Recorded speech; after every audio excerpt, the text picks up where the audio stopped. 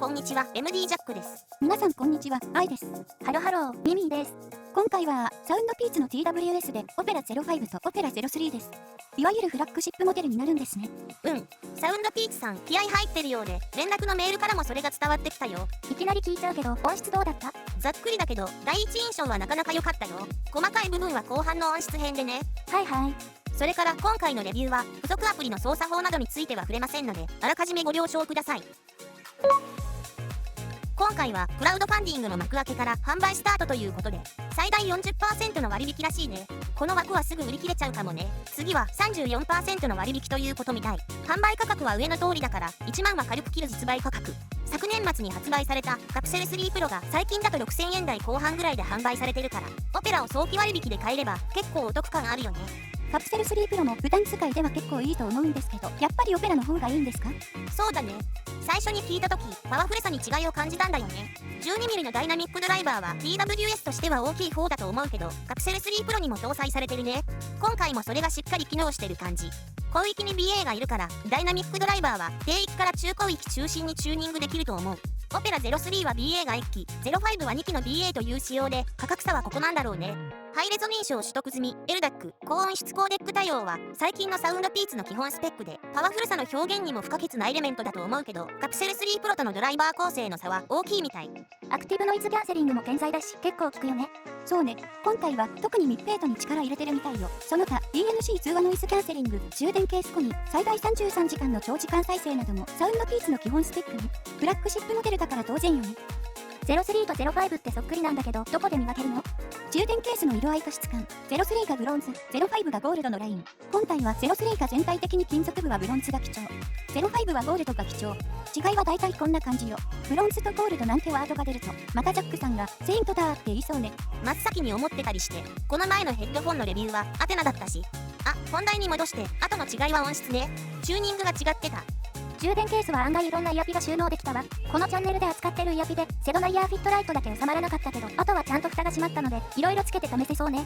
でも本体の厚みが約 28mm ぐらいあって、ご覧の通り装着すると結構耳から飛び出すんで、軸の短いイヤピで対応した方が良さそうだね。ああ、そうなのね。それとステム先端が楕円形なのね。バンドルイヤピも楕円タイプになってるけど、深円タイプでも特に問題は感じなかったわ。このフィルターはしっかりしてるけど、装着するとイヤピが一回り大きく感じるわね。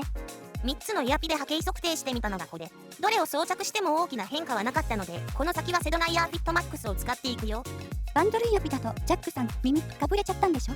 そうなんだよ。体質の問題でレビューとは無関係だけどね。すぐにこれを使ってメンテしたから大事には至らなかったけど、装着して10分ぐらいで耳がジンジンしてきた。装着前に消毒してるんだけどね。皮膚が拒絶反応を起こしてるなーって思ってセドナに付け替えた。それとこのグラフはアクティブノイズキャンセリングオンとオフの場合の2モデルの波形がどのイヤピでもほぼ重なってるよね。そうですね。これってノイキャンオンとオフで音質変化がないってことでいいんですか？そうだね。聞いてて変化したっていう印象はなかったね。それはいいですね。買うとしたらどっちにするか迷うな。重さは片側実測 7.2g。有線モデルと違って色々詰まってる分を考慮すると重くはないですかね。そう思うよ。ではオペラ03と05でサウンドチェックしましょうか。イヤピはセトナイヤーフィットマックスを使用。Windows PC から FIO VT03 Pro を経由して LDAC 接続してアウトプットした音を収録しています。ではどうぞ。音量上がります。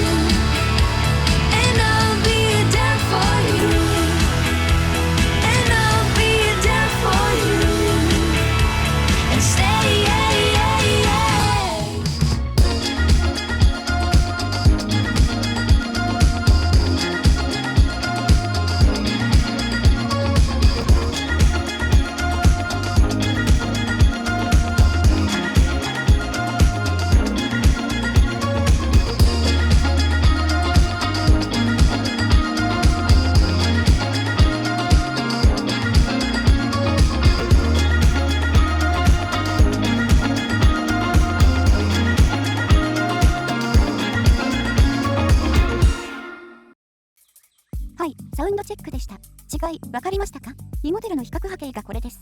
ノイキャンオンとオフでの波形変化がほぼなかったので、ここからはノイキャンオンを基本に話をするよ。波形を見る前に結構引き込んでいたんだけど、低中域から中高域にかけてもっと出てるという印象だったから、思ったより高低のレベル差があるのにはちょっと驚いたね。オペラ03の方が低域の聞こえ方がやや強い。オペラ05は低域が03に比べればやや控えめで高域が鋭い。そんな印象だったので、このグラフと一致してた。この帯域の差はよくわからないけどね。超高域の差は BA が2機搭載されている分、05が鋭さを増しているのかなという風に見える。さっき聞いた印象がなかなか良かったって言ってたけど、もうちょっと詳しく教えてほしいな。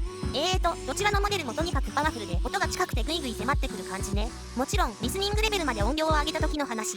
03の低域は秒間優先気味でちょっとドンシャリに感じる。05は高域のディテールが緻密に表現されてる感じ。濃密な音情報が遠慮なく迫ってくるんで、音量を上げて本気で聞くと結構疲れる。いい意味でね。ただ実際波形を見てみると案外この範囲が抑えられてたのがちょっと意外で、ここでカクセル3プロの波形も重ねてみた。あら、チューニングの基本ラインはかなり似てたのね。そうなんだよ。でも聞いた印象はかなり違ってるね。カクセル3プロは聞いた瞬間の広がり感が結構ある。低域の雰囲気は03に似てる。サウンドステージはカプセル3プロの方が広く感じるね。高域の不足感は感じないけど、超高域を見ると BA の有無の違いが出ているように見える。全体の印象はやや軽めのサウンド。形状もショートスティックタイプで装着感は軽め。それに対し05と03は音がグイグイ迫ってきて、本体はやや重めで装着した時耳から結構はみ出す。なのでカプセル3プロを持ってる人がオペラも欲しいなーって検討する場合は、物理的にも音質的にも方向性が結構違いますよということね。ジャックさんは05と03だったらどっちが好きなの？優柔不断だからまたどっちも好きっていうのかな？私の好みを言っても仕方ないとは思うけど、個人的には05が好き。理由はシンプルで、05の方が高低のバランスが取れていると思ったから。細かいこと言えば05の高域は結構鋭いので EQ でちょっと落としたいけどね。どちらも有線モデルのチューニングとはちょっと違う感じなんで、いつもみたいに有線っぽいチューニングだったらどうなるのか見たいんですけど。私も気になったからちょっと試してみたよ。高低のレベル差を縮めて低中域から中高域あたりまでを持ち上げて、高域を少し落ち着かせてみた。ちょっと聞いてみて。ああ、ボーカルとかサックスとかが前に出てきますね。こういうチューニングだったらいいのに。チューニングはメーカーさんの意向だから仕方ないし、単なる個人的な好みかもしれないから、これ以上は触れないけどね。ひばりの波形は PC のプラグイン EQ を使ってるけど、付属のアプリだとこんな感じで低中域と中高域を持ち上げる設定で結構調整できた。音の好みは人それぞれだから、あくまで参考程度ということでね。オペラ05と03は価格差が3000円ぐらいありますが、迫り来るパワフルな質感が同じだと思いました。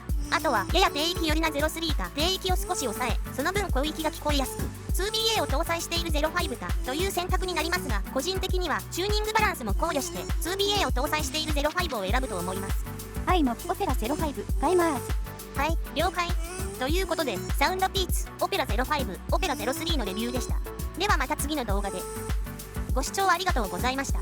MD ジャックチャンネルはイヤホンレビューを音と波形た言葉で表現します。チャンネル登録お願いします。